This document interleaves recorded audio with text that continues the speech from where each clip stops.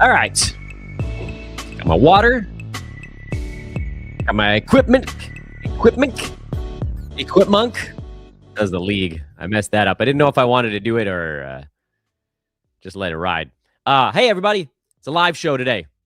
I'm Dan Vespers. This is Old Man Squad, fantasy basketball. There were no games last night. Barely any games tonight, but at least there's something. I mean, there was a game last night. It was the NBA Cup. It doesn't matter.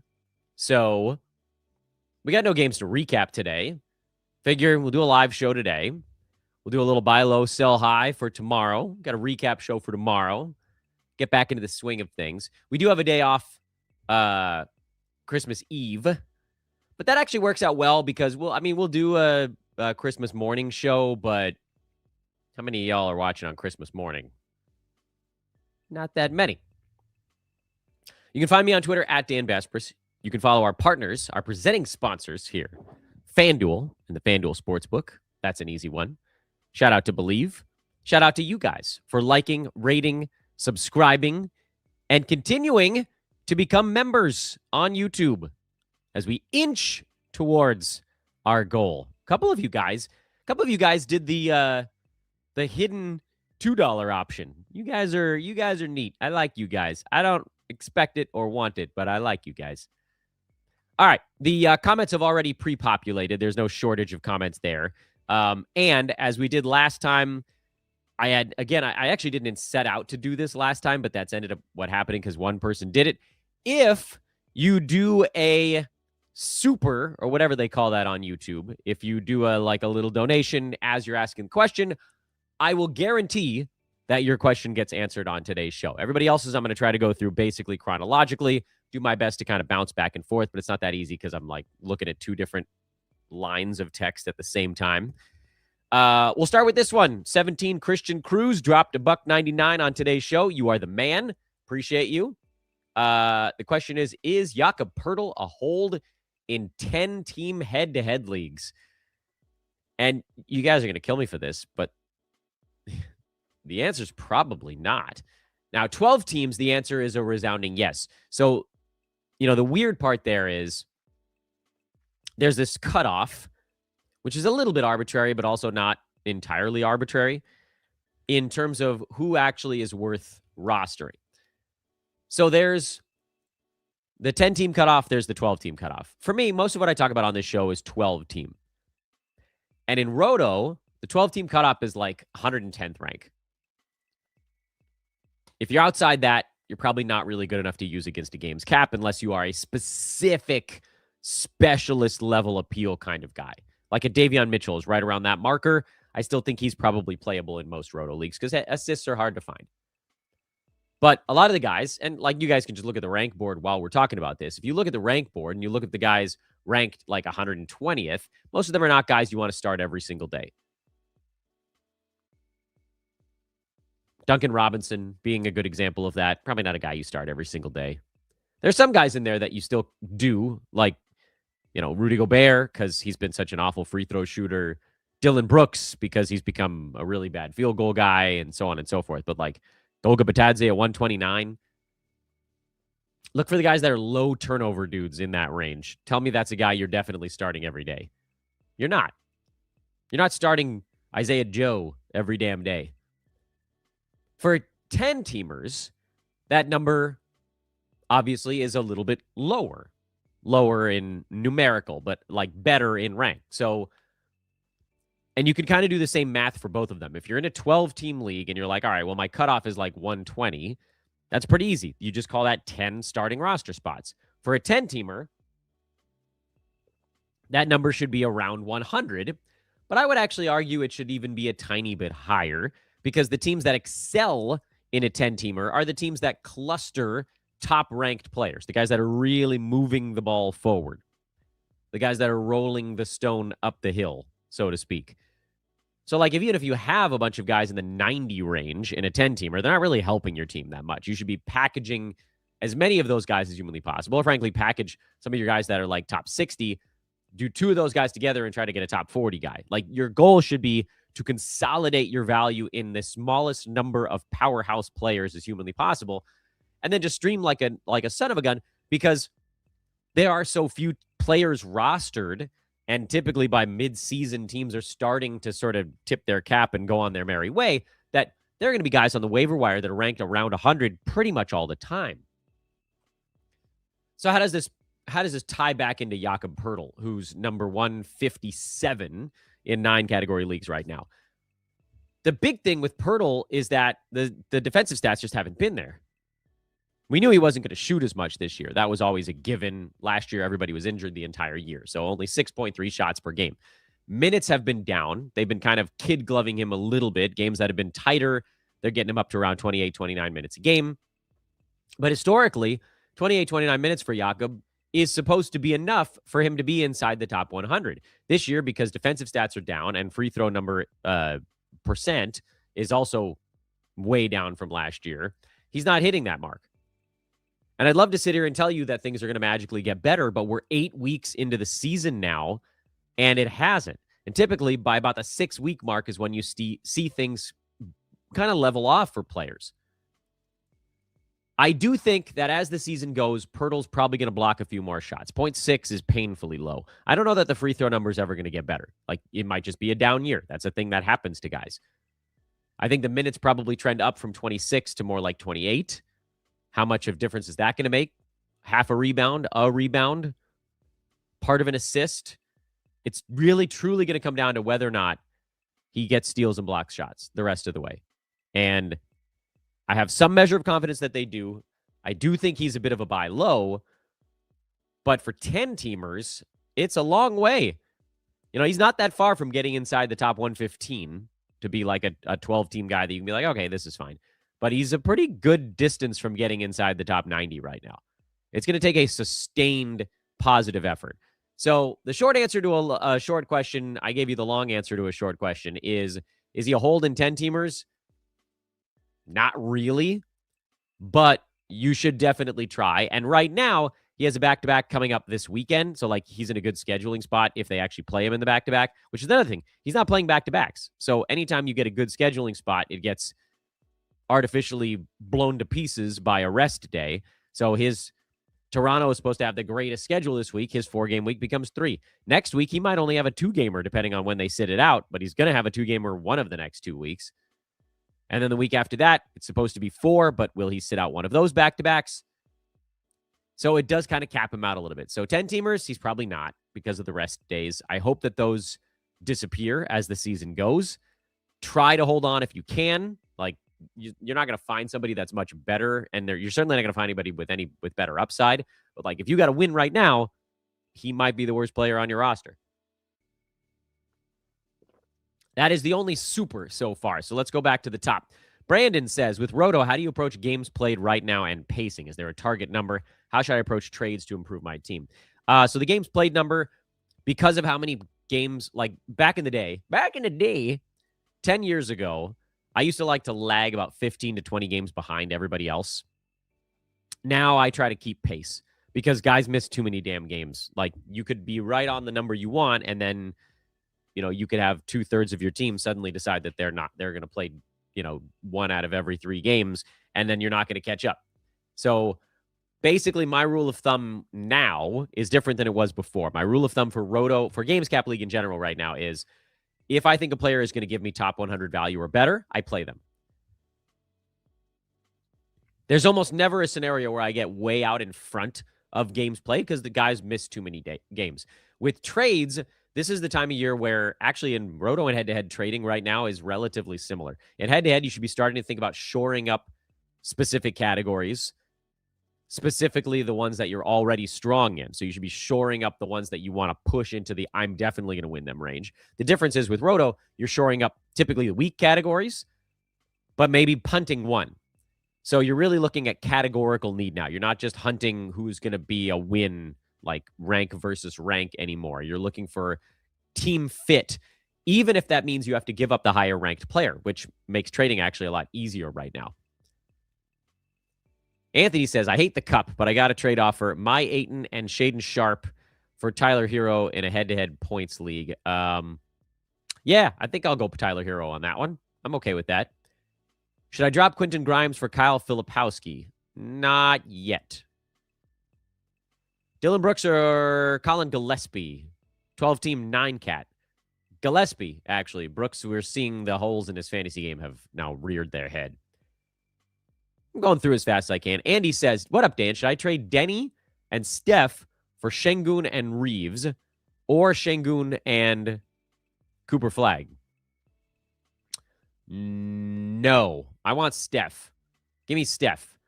None of the guys that are being thrown around in this trade are even remotely close to the value that Steph Curry brings on a game-to-game basis. Austin Reeves is number 15, but he's trending down because LeBron's back and like things are leveling off for him a little bit. But even if he ends up as a second rounder, which I'm hoping for, he's not catching Steph. There's a big gap between number 7 and like number 20 where Reeves probably continues to float towards. And then Şengün, you've got the big free throw thing going on. He's amazing at everything besides free throws. But he, like Steph, he is not. Cooper Flag, Steph is not.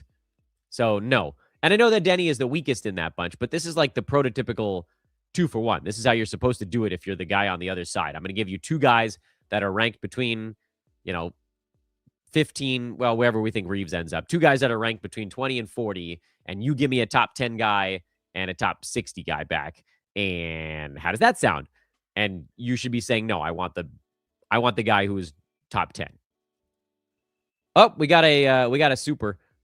This is from Mason.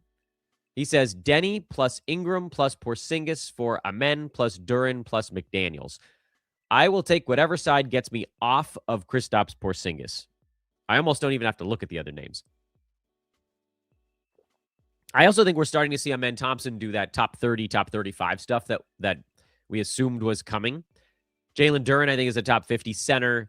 Jaden McDaniels, I don't know what the hell he ends up being by the end of this year. He was a sell high for a long time. I don't even know where he's at right now. Number 56.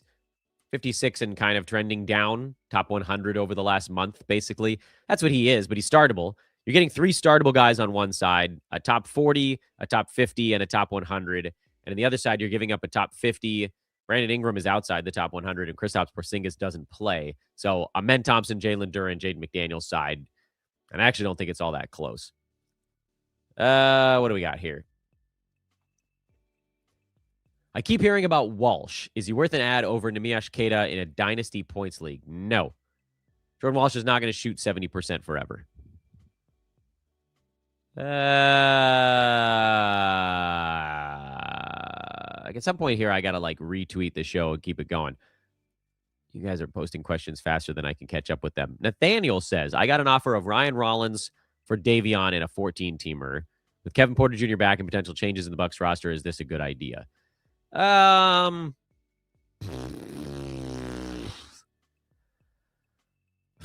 Rollins is definitely trending down, but I guess the question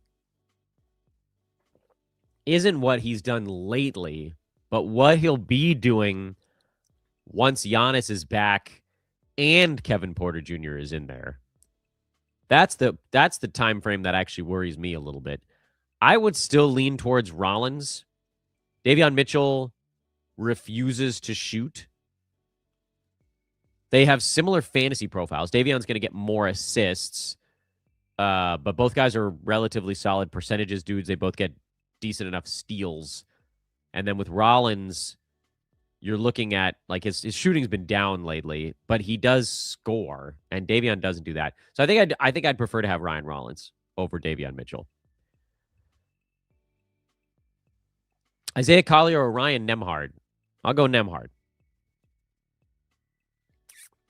Who should I trade Keyshawn George for? This is Shining Knight in a 4-punt build. I don't know what punts you've got. I'm aiming for top 75 and I need steals. This is hard for me to do without knowing the punts. Keyshawn is number 97 on the year. He's at 1.1 steals. I mean, here's the thing. Like, you're going to look for people that are ranked close to him. That's the game here. Without even knowing your punts, like, the guys around Keyshawn George that get more steals than Keyshawn George that you could probably get for him are, like, you could get Colin Gillespie if you think he lasts through a Jalen Green return. You could maybe get Dante DiVincenzo, but also maybe not. You could probably get VJ Edgecombe from a team that maybe isn't punting one of his weak categories. There aren't that many guys in that range that get more steals than Keyshawn. And he's at 1.1 already. I don't know what you're punting. I don't know what you're like trying to get rid of here. All right. Clowney, Huff, or Tyson rest of season? I'll go Huff. I know Noah Clowney probably has the more safe path because if something happens and Jay Huff doesn't have his center job, then he just disappears. But he's rolling top 30 since he got the center job. Likely to come down, by the way. He's a sell high. But even as a sell high, to me, he's more interesting than Noah Clowney, even when things are going well. Like Clowney's top 75 right now, and things have been going pretty well for the last month. 17 points, 4 boards, 1.9 combined defensive stats, hitting a bunch of 3-pointers. I'd rather take the shot on the guy who has the insane block rate. Yellow Mamba says, Scooble to the Dodgers? No, that didn't happen. I would have seen it. Even while doing a show, I would have seen it. There has been no Jeff Passan tweet while I've been here on air. Spoonfed says, Daniel. That is I. He is I, and I am him. How do I break it to my league mate that Markkanen is about to sit for rest of season and isn't worth a first rounder? Please help, smooches. I don't know, dude. There's a guy in a Yahoo Public League that I'm in that has proposed the same Lauri Markkanen for Derek White trade to me on at least 4 separate occasions this year already. The voice is still not back, by the way, from all this cold stuff. I haven't even had to do anything lately. Come on back, voice. Yeah, there's no getting around it. Like, if a person has Lauri Markkanen, they should be trying to sell him high as much as they possibly can. But if you're in a league with anybody who knows what they're doing, you're not going to get somebody back who's inside the top 35 even. Like, if you're trying to sell Lauri Markkanen, you should be trying to get a profit over where he was drafted, not over what he's doing right now. That's the way you might be able to get a trade made. Like, consider the fact that you probably drafted Lauri Markkanen around 70, which I did in a couple of games cap leagues. I'm not trying to trade him anywhere because if you're in a games cap format, it's better to just ride out the top 20 Markkanen, and when he vanishes, you just like swallow it down. Basically, it's a jagged little pill. You're not going to get what you want for him. That's the long and short of it. You're just not. Let's take a very brief break here so that I can retweet the live show again, such that everybody will know that it's happening. Do that from a couple different accounts. Yeah, I know this is bad, but it's not like I can pause it on a live show. I'll even dictate it to you as I'm saying it. Go check out this bad boy. It won't last forever. All right, that's from the Old Man Squad account. And now we're going to set one up from my own account. Still rolling. Who do you want to know about? Fantasy basketball hashtag. Hey, mid-show reminder to those of you that are watching on Twitter or YouTube or whatever. If you're on Twitter, please flip over to YouTube. It actually matters a lot. YouTube has some ads, so that helps fund this thing. And then maybe you'll hit the subscribe button or the like button, because that's ultimately how we can really make some headway on this thing, is growing Old Man Squad. That's the reason that we pretty much do all of this stuff. Obviously, in addition to getting information out to you guys, please hit the like button. There's only 11 so far on the YouTube page, and at least like 7 to 10 times that many of you are actively watching this show on YouTube. So hit the like button. Those of you on Twitter, flip on over. The Twitter is great. That's where we build a following. But then I need to use Twitter to direct you to the stuff that's actually helps keep all of our things free forever, which is watching the shows, listening to the shows after the fact, which again, like, those are not posted yet. So for this particular show, there's no reason for me to tell you guys to go listen after the fact. But those of you that are on Twitter, bounce on over to the YouTube feed. I tweeted it out I just retweeted it. I quote tweeted it. Like, it's in a number of different places. So please go find it over there. It actually does matter, because then when I tell you, go hit the like and subscribe button, that helps grow the show. More people can find it, and it snowballs, so on and so forth. So help us with the snowballing in the non-sexual way. This show is brought to you by FanDuel and the FanDuel Sportsbook. Yes, we managed to get 2 mentions of our title sponsor in this one around the 21-minute mark. And maybe some of you are new to the proceedings. You don't know. I did open up this season a 99-cent Patreon and a 99-cent YouTube membership. That's basically just to help keep everything free forever. Simple enough. Hey, somebody signed up to be a new member in the middle of the show. That's awesome. I didn't know that I would get an alert on that.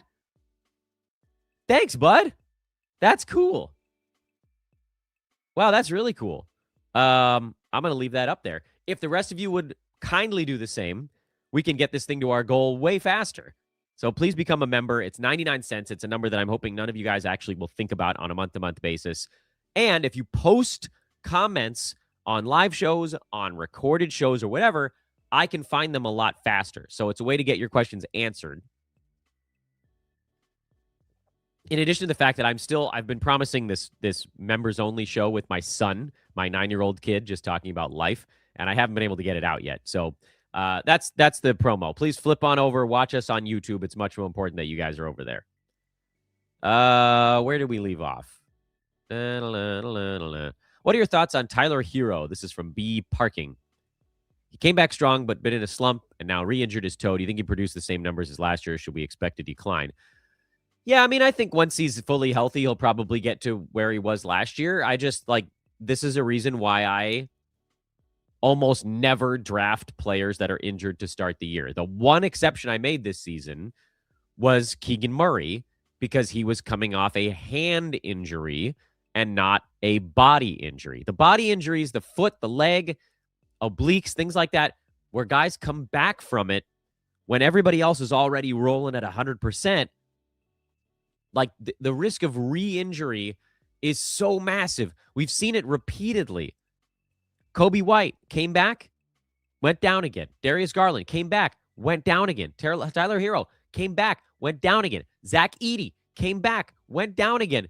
Basically, the only guy who was injured to start the year, knock on wood, knock on everything, that hasn't gone back down is Keegan Murray. Because the ramp up is not what's breaking him.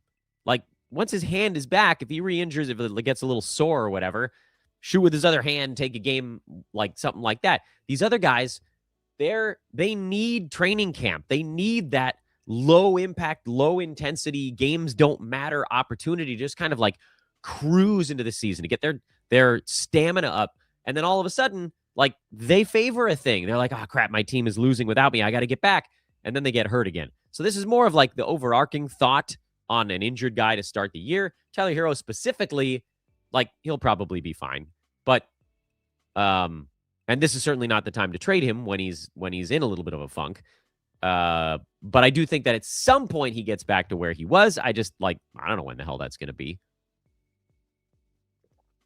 Tony Fitt dropped a super on us on today's show. Thanks, Tony Fitt. Should I trade Jalen Duren and Peyton Pritchard for Jalen Johnson or Scotty Barnes? The answer is yes or yes. Either one. If you can take two, Duren's a top 50 guy. Pritchard is later than that. If you can take those guys and turn it into a top 20, you do it 100 times out of 100. Oh, another super. Edwin Sanchez drops in with a super. You guys can do this for 99 cents. I don't need $1.99. I'm not trying to knock you out of house and home here. Anthony Edwards / Josh Hart for Vooch and Brown. Who wins? I'm assuming like 9 cats, the Anthony Edwards side by a lot. Points leagues, it's a little bit more debatable, but I'm still Anthony Edwards. Another one. Spoon-fed with a super. You guys are going to make me rich this morning. AD to Miami has wild odds on Kalshi. Thoughts?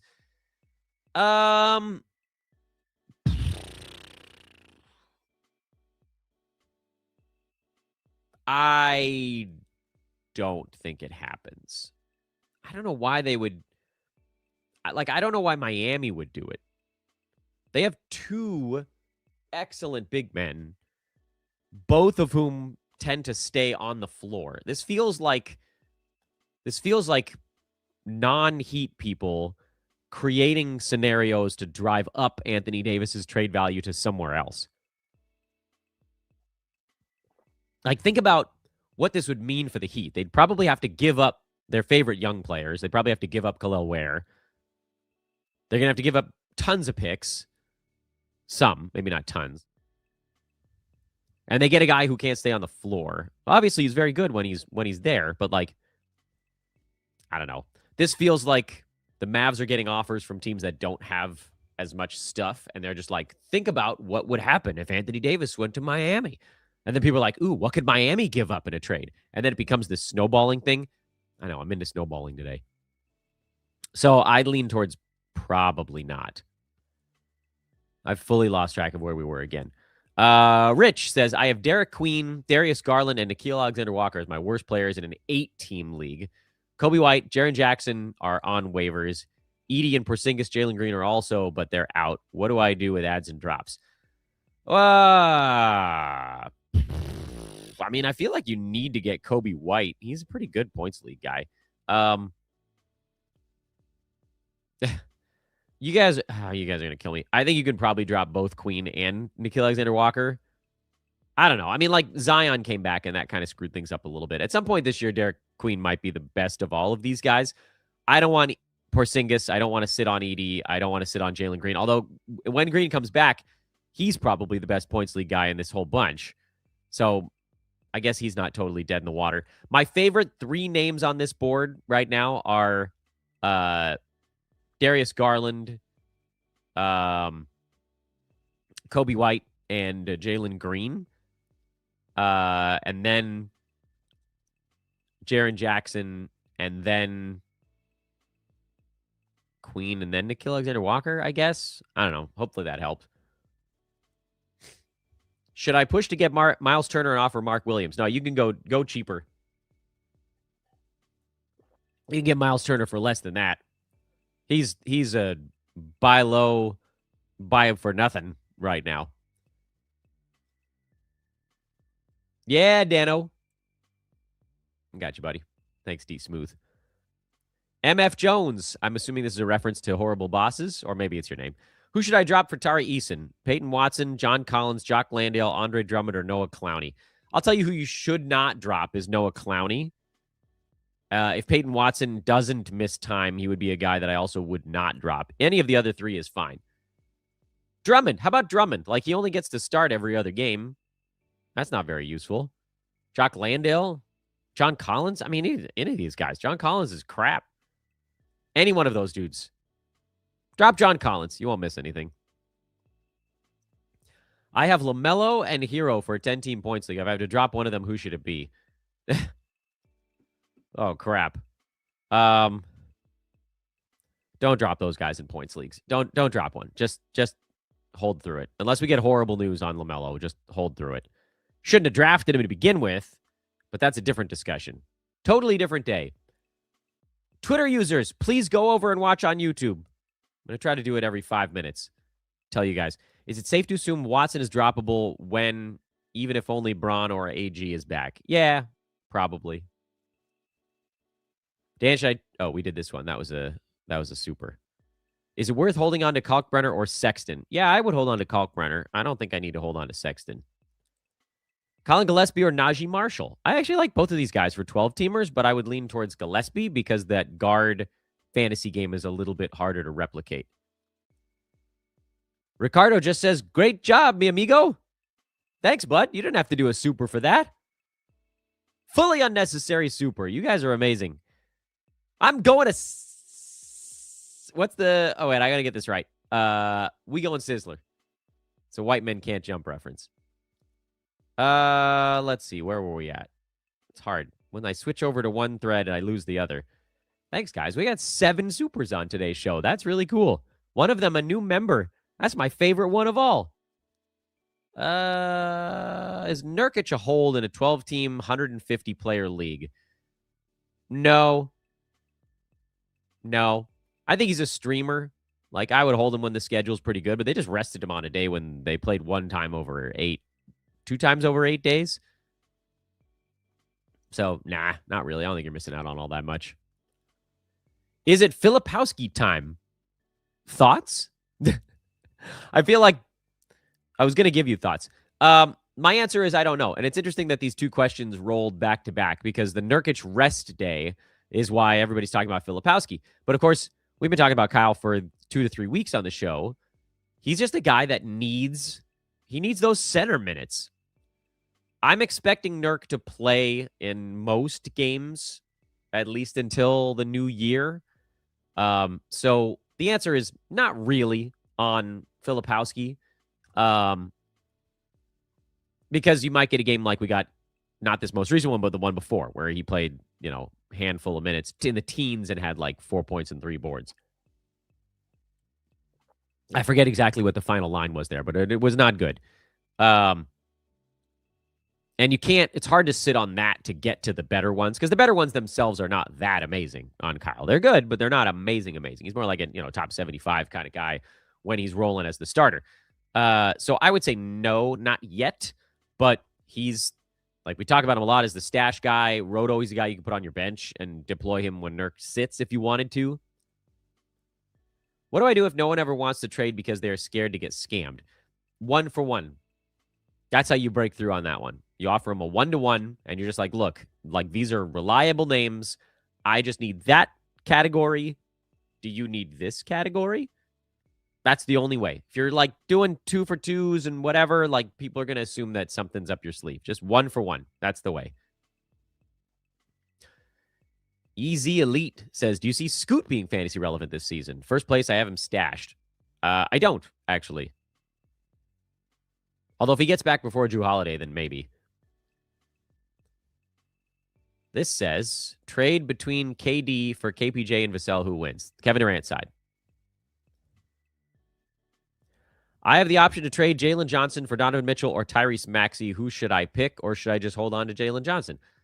I mean, you can't go wrong with any of these options. Jalen Johnson's number 9. Maxey's number 4. Donovan Mitchell's number 11. Although I do think Donovan Mitchell is trending slowly down. Not a lot. I mean, it's hair splitting a little bit. But, like, he's number 18 over the last month.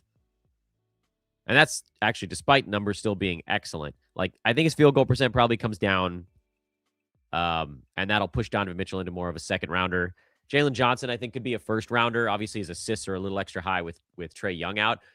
You're probably going Maxey if that's really an option, picking any between those 3 guys. Maxey over Maxey over JJ over Donovan Mitchell is how I'd have these guys ranked rest of season. Chris Paul will be traded or waived? ? I don't know. Does it matter? Completely fantasy irrelevant. Should we sell Sabonis, AD, and Trae Young? Have you heard of any trade rumors? I've heard a lot of trade rumors, but this is not the time to sell those guys. Certainly not Sabonis, because he's supposed to be reevaluated here in the next couple of days. We might be getting him back within the week. AD, the only time you think about trading AD is when he's played for 2 weeks in a row. And then with Trae Young, same thing. Like, you got to let him come back first. Although, let's be honest, I did tell you guys not to draft 2 of these 3 guys. I said, don't do Anthony Davis, don't do Trae Young. Not for injury on the Trae Young side. It's just his stat set is super whack. I'm getting a phone call. I got to make sure everybody's okay. Hello? Good. Just a phone call letting me know that I dropped my kid off late. I did drop my kid off late today, but it comes from the same number as when I get the calls that my other kid is in trouble for something.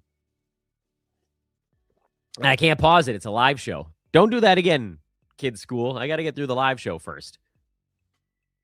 I haven't decided how long I want to go on this one, but viewership keeps ticking up, so I guess I'll go until you guys get bored of me. Don't say that. All right, I lost my train of thought. Oh, somebody did a super. No question. Just a straight super. Thanks, George. If you guys are doing supers, you should become members instead. It's the same number of cents. I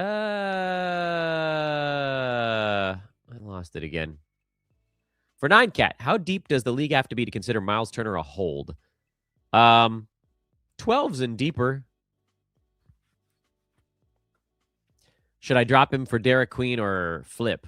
Not flip. Definitely not a higher upside guy. Derek Queen, you could argue, maybe has a little higher upside. But I think I'd still go Miles, even over those guys. Steward versus Ryan Kalk, rest of season value. Give me Kalkbrenner. He's starting. His minutes are safer. If anybody misses any time for Detroit, though, then you flip it. YouTubers, you guys keep not YouTubers, Twitter users, you guys keep watching the show. Flip over, watch on YouTube, please. And then hit the like button over there, please. And hit the subscribe button over there, please. We got the likes up from 21 at least. Oh, 2 thumbs downs? That's not nice. What did I do to you? I'm out here answering questions, and you guys did a thumbs down. Sometimes I think it might be my old place of business coming for the old D-Bez. Can't we all just get along? Let's see. Thank you, Dan. You're welcome. Asar or Edgecombe, rest of season. This is very much a head-to-head -1 competition. Like, if you're Asar Thompson and you're punting free throw, he's top 100. If you're Edgecombe and you're punting, what's been worse for him? Field goal? Field goal, he's like top 70. I'd probably go VJ. Let's go VJ. Let's get nuts. 9Cat head-to-head. Would you trade away Jalen Johnson and Amen Thompson for Wemby? Wow. That's a blockbuster. Holy hell. Technically, it's fair. I probably would not, because I feel like my team would become very thin. But technically, it's fair. Hard to say no to Wemby. Man, oh man. 2 seconds for a top of the round first? Yeah, you probably do it. Do it! Do it! Get nuts. When do you think Giannis comes back? 2.5 weeks. January 4th. I don't know. I'm picking a number out of the sky, but I think somewhere in that neck of the woods. Will Keegan Murray turn it around? What do we do with Zach Edey? So I have a little beef with the way this was phrased. I know you didn't mean anything by it, but Keegan Murray is a 3rd rounder so far this year. So turning it around is asking a lot. He's at 15, 8, and 2 with 1.5 threes, 3.3 defensive stats on bad percentages so far. Like, if he turns it around and shoots better, which I think he will from the free throw line, like historically he's a much better foul shooter than this. Field goal percent, I don't know. Like, this team sucks and there's nobody that's getting him the ball at the right moment in the right spot. So that maybe doesn't come back. But, like, this is a pretty good year. He's a 3rd rounder. Nobody thought he was going to be this good. What do you do with Zach Edey? Well, if you have him, you kind of have to sit on him because he's been top 50 when he's been healthy. But again, this is one of those things. Like, you're going to stash a 7-foot, 1,350,000 buffalo of a man who just had both ankles surgically reconstructed. You kind of had to know that it was going to be a dicey call. Oh, cool. It puts their name green if you guys are a member. Hey, Edwin, you're a member. Brown and Vooch for Edwin. Oh, we did this one already. What's a decent wing to trade 8 and 4 in a big man build? Whoa. Okay, so you're trading away a big man in a big man build. By the way, DeAndre Ayton's up to number 60 on the year. I don't know if you guys noticed this, while still shooting 63% at the free throw line. Dude can't make a free throw to save his life. I mean, just look for wings that are near him. If you're looking for a big man build, so you're looking for a wing that is sort of better field goal percent, better blocks type stuff. The names around there would be no blocks, but I know what you want to hear. But DeMar DeRozan, because field goal percent, no threes from a wing there, but no rebounds either, and he helps your free throw. I don't know if that's a thing that you want. Looking down the board a little bit, big man wing. Could I look up the board a little bit? Does Jaden McDaniels count? Because he's a 1-1-1 kind of guy. There are any. I don't know. I don't really know what a big man wing is supposed to be. Like you're looking for somebody who has, I'm assuming, forward eligibility that's putting up stats that are more like a big man. I mean, it's Cooper Flag, but you ain't going to be able to get him right now. Oh, man. The other wings around there, you're not going to be able to get a Ben Thompson for him, but obviously that would be a name. I don't think you could get Dyson Daniels, but you could try. He's guard eligible, and he gets some big man stats.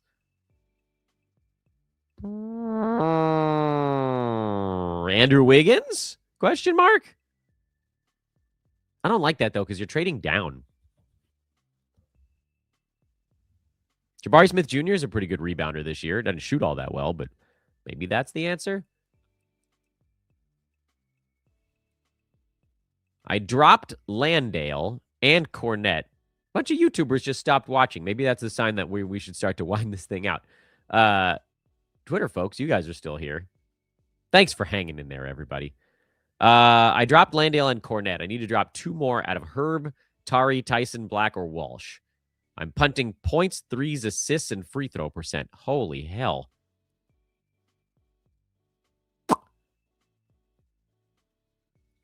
You're going to hold Black. You're going to hold Tyson. So I guess you got to drop Walsh and Eason. Not Eason. Sorry. Walsh and Herb. Sorry. Misspoke.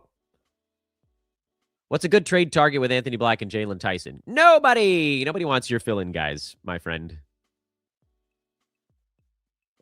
Don't trade guys you picked up off the waiver wire. Nobody wants those dudes. Then everybody's like, why doesn't anybody want my trades? Nobody wants your waiver wire guys. Even if they're playing well, they don't want them. They want name recognition. Twitter users, please watch on YouTube and hit the like and subscribe button. I have too many bad centers. Who do I drop? Turner, Poeltl, Clowney, Nurkic. Nurkic is my drop out of those guys.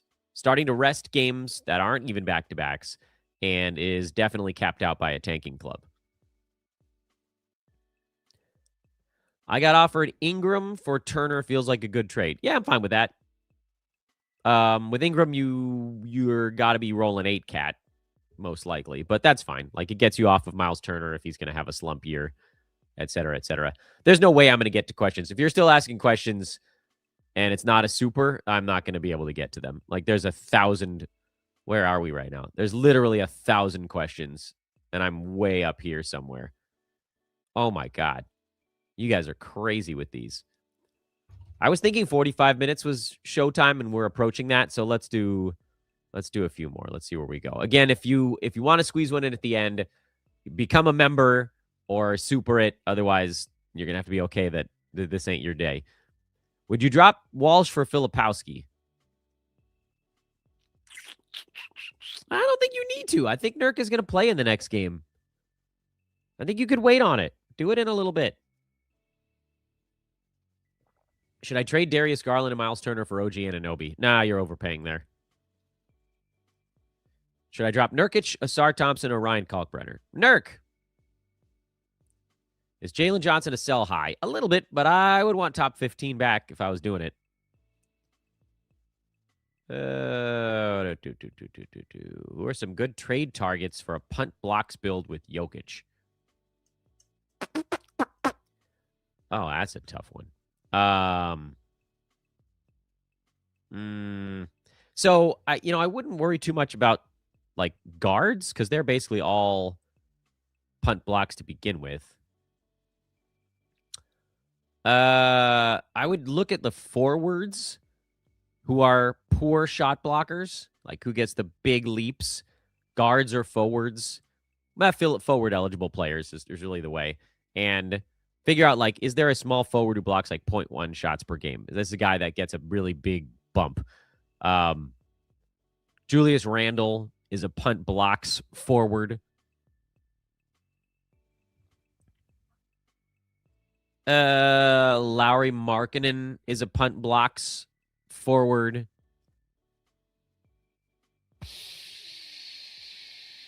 Trey Murphy, I think that number might come up a little bit this year. Grayson Allen has forward eligibility on some websites. His teammate Dylan Brooks as well, although Dylan is not a super exciting guy. Najee Marshall right now you could get for next to nothing, so that would be a pretty easy trade to make. DeMar DeRozan, believe it or not, is kind of a punt blocks forward eligible guy, as is Zach LaVine. Josh Hart doesn't block that many shots. Think of him as a guy that might get half, but he's not really there either. And then Desmond Bane, maybe that would... Bane is your like slightly higher ranked one. He's at 0.3 blocks per game. Guard forward eligibility. That's probably the answer, is someone like a Bane. What do we got? Do I think an Ant will end up top 20 by the end of the season? Yeah, I do, actually. He ain't that far out right now. I think he's number 21. So, no, going way out on a limb here. Ooh, someone became a member. That's 2. That's 2 on today's show. That's super cool. Thanks, guys. You didn't have a question? I guess I answered some of yours already, but that's really neat. If you guys want to become a member, it's 99 cents. I set it as low as YouTube would allow. It allows it to post on my shows, and I'll see it, so I'll be able to answer your questions. But really, it's about supporting the Old Man Squad way of existence, which is I want everything to be free for everybody forever. And we get there by having micro sponsors, basically, until the podcast is big enough that it pays for itself. So thanks, bud. That's awesome. Oh, I've lost my place. Oh, no. Where were we? Maybe that's a sign that I'm out of time. If you want to get a question at the end, again, you gotta super it. Otherwise, oh, there it is. I found it. For Roto, how do you know if you're too far behind games played? I got Wemby and Trey and Kristaps and Edey, and I'm 30 games behind. You're too far behind. You got to start to gain ground. No questions today. Just want to thank you for your advice and hard work. You're welcome, bud. All right, I'm going to scan through really fast and try to find any question that I think might be relevant to everyone. Ricardo says, I just joined from Twitter. Yes, yes. Everyone come over from Twitter. Twitter pays me $0. That's not true. I get like $8 a month for engagement. Trash. It's trash. What other questions we got here? Anything that applies to everybody? Should I stash Isaiah Collier? No, I don't think so. They've got Walter Clayton on that team. So that... Oh, here's one. Would you consider trading Kawhi? Nah, you're not going to get proper return. Like, you should have only drafted him in games cap formats anyway. Is Cam Spencer a long-term hold with Ja being terrible / getting hurt all the time? No, he's a short-term hold because he's a hot as in you-know-what. But also, I don't think he's going to shoot 70% from downtown for another 3 weeks or whatever, some insano number he's at right now. Would you drop Tumani Kamara for Kyle Filipowski? I would not. We're still waiting on Kamara to get the shot figured out. He's at 41.5% from the field. Figure it out, bud. As soon as he gets the shot figured out, he's top 100 or better. So no, I'm holding on to him. Have you heard of the fantasy tool Dynasty? Yeah, I'm actually talking to those guys. I don't know a lot about it yet, but I've heard good things. You can check them out. I think it's free. Let's see. A lot of Filipowski questions. We covered him already. Do you think Giannis comes back before Christmas? I don't. Jordan says, good old LAUSD. I know those automated calls come in, your tardy calls come in around 10:30. Yep, they got me. Jordan, they got me. But, if I didn't get calls from LAUSD about my other kid, he broke an iPad. If I'm not getting those calls, I very much would have screened the last one. Asar went 1 for 7 last game in free throw. I know. It is... I barfed a little. Scrolling. All I want is for Claxton to be moved or shut down so I can reap the benefits of Day'Ron Sharpe. You and me both, bud. Should I trade Miles Turner for Jalen Green? If you need scoring on a bad field goal percent, sure. He'll be back soonish. I probably wouldn't because I don't know that Jalen Green is ever going to be totally right.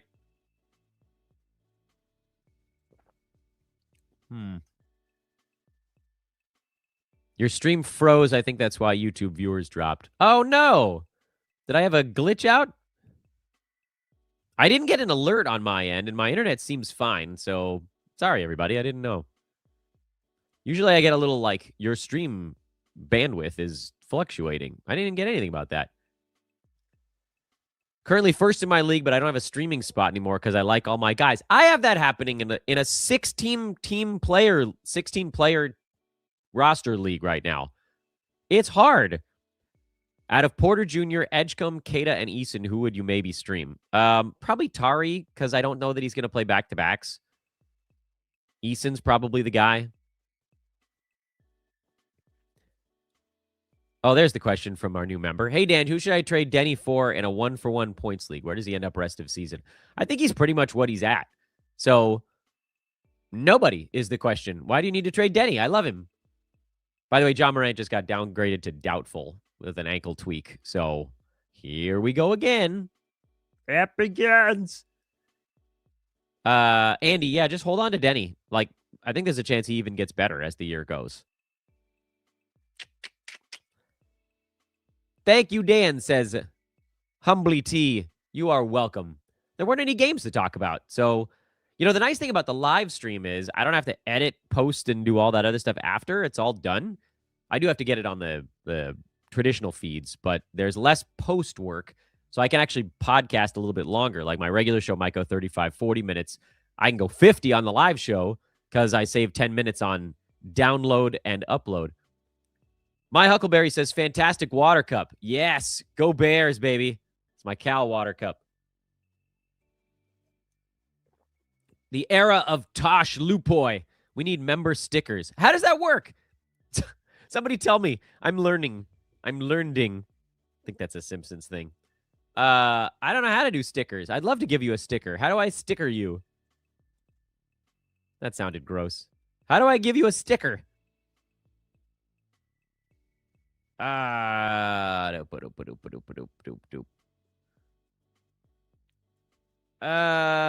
said to Super Chat earlier, too. Can you answer mine? Yeah, let me see if I can find it. I saw you become a member, but I don't know where the super went. So how do I find that? All right, George, I'm hunting for it. George, if you're still watching, post it again. The stickers are like emojis members use. George, if you're there, I don't know how what the delay is. Send the question again. Should I hold Drew, Grayson, or Brown rest of season? Well, Grayson's playing now, so he's top of the board. Then Holiday, and then Brown is very much a distant third on that. Must have missed the Asar talk. What can I do with him? Honestly, at this point, like, he's become a punt free throw play only. I might drop him in a head-to-head league. Roto, I'm just putting him on my bench if I have him anywhere. I don't think I have him on any Roto teams, weirdly enough.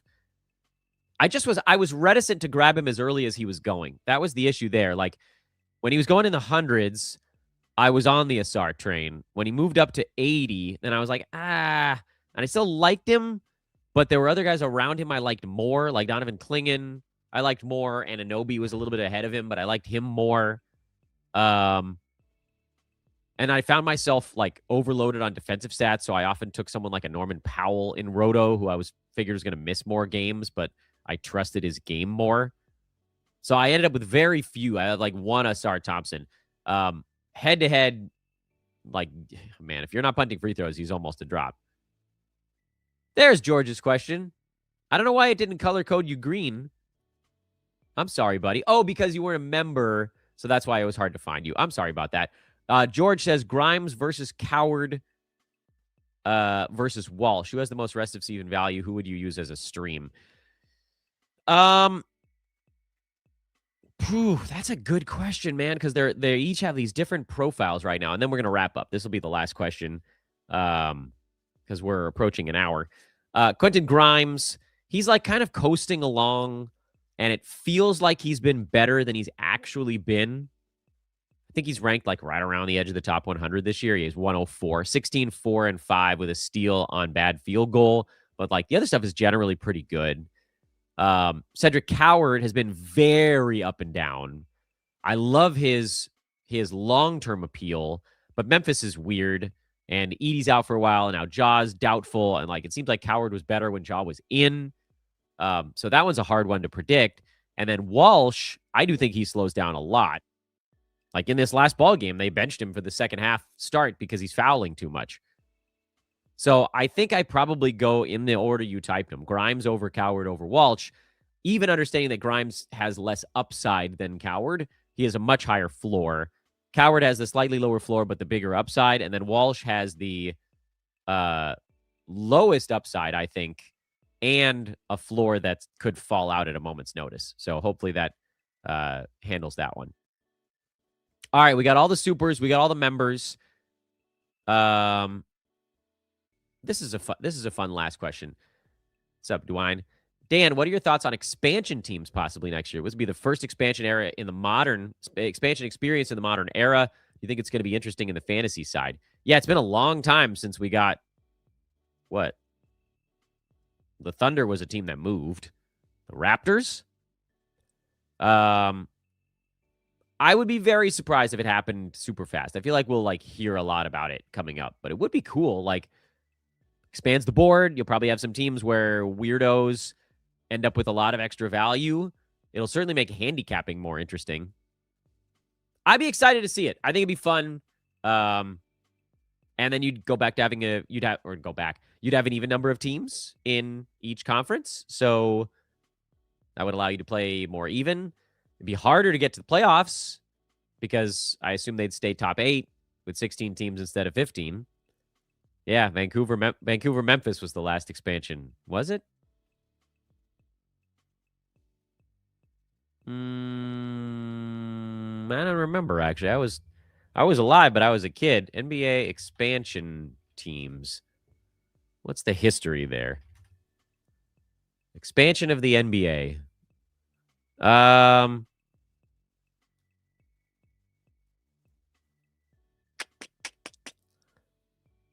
The Hornets, the Heat, the Magic, the Timberwolves. That was in 88, 89. 95, the Raptors and the Grizzlies.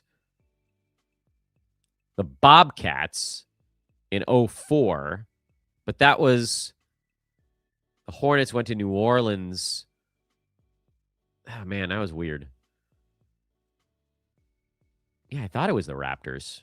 Yeah, I mean, the 95, that's like the true expansion time, right? Because the Bobcats, I guess, were, but yeah, so it was the Bobcats. But the one that I remember is Raptors Grizz. It wasn't I mean, yes, they're obviously Memphis now, but like, yeah. All right, that'll wrap it up.